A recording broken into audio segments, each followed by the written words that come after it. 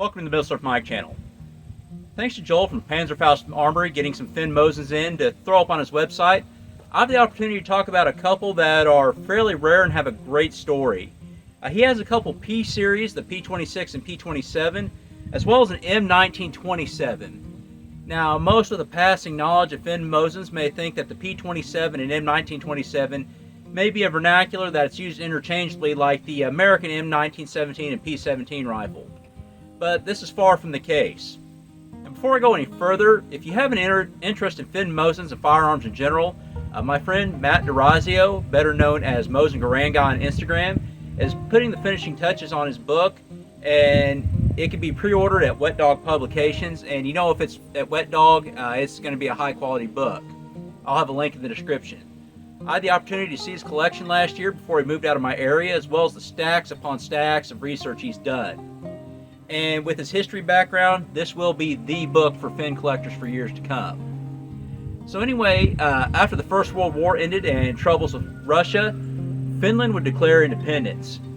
They, like Russia, would have a red-white civil war, but in Finland, the whites under General Mannerheim would defeat the Bolsheviks. Now, they would have a couple 100,000 Mosins laying around and really no ability to produce their own rifles after the war, so they would just adopt the M91 Mosin.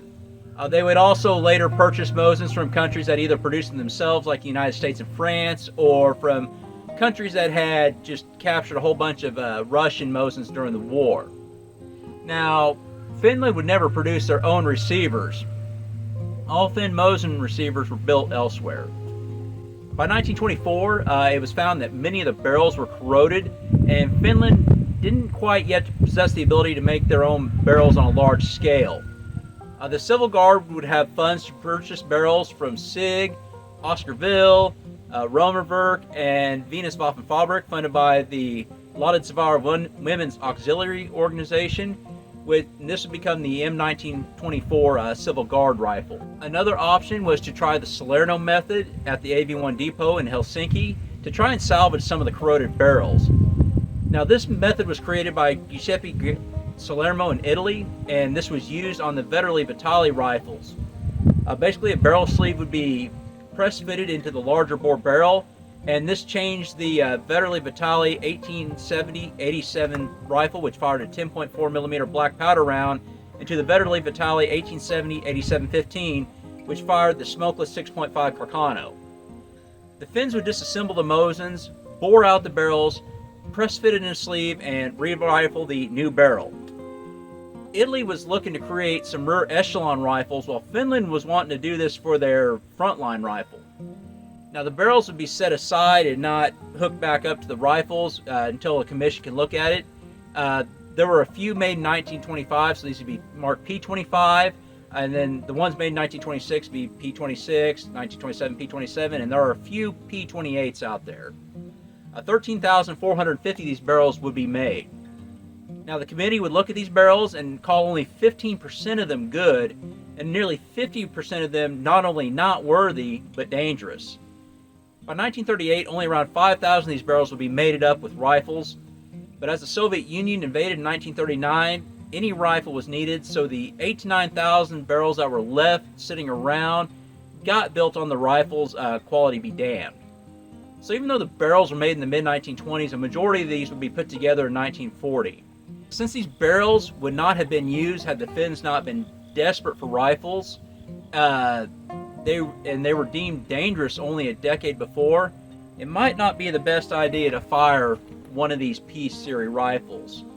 But the P-26, P-27, and if you're lucky to get a P-25, they're a great collector's piece with great stories. But if you want to shoot with a Finn, just go with one of the models where the barrels were either made in Finland or the barrels were at least purchased from somewhere else, such as the M1927. Now, by 1927, Finland was able to make their own barrels.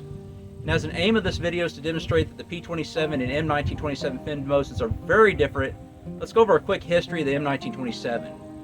Basically, Finland's John Moses Browning, Amio Lahti, was tasked with turning the turd that was the Mosin into a diamond.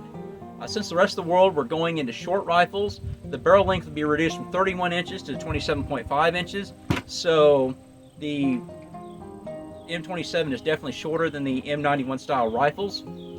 There were domestic production of the barrels in Finland, so they didn't have to rely on foreign purchase or experiments like the Salerno project of the P-27. The barrel was much heavier and profile than the M91s.